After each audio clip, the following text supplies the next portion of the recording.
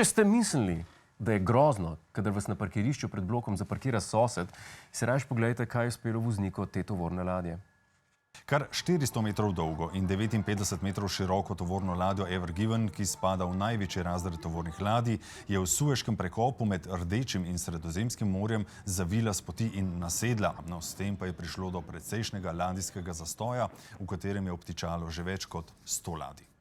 100 čakajočih vozniku ne zameri, da je zaparkiral prekop, mu pa zameri, da na sprednjem steklu ni pustil svoje cifre. Pa se pokliče, ne, se predstavi. Iz Italije pa prihaja naravnost čudovita novica za vse, ki ste mislili, da v Evropi primanjkuje cepiva.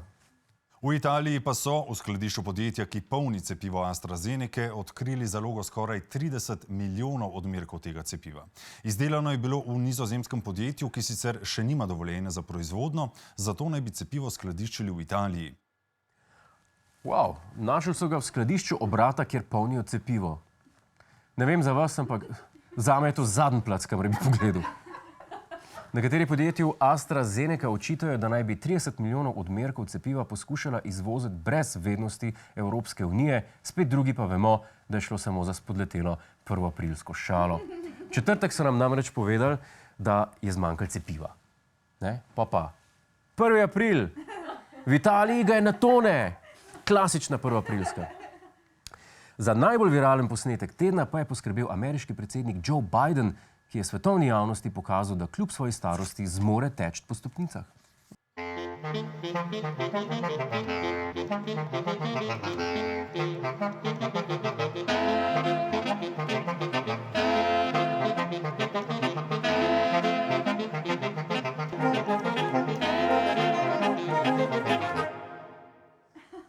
Ta muska drugače skozi igra, ko gre na avion.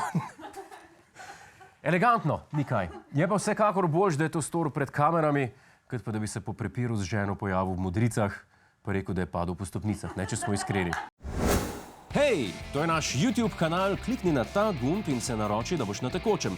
Polajkaj pa nas tudi na Facebooku in na Twitterju, pa na ulici, pa na kakšnem javnem WC-ju.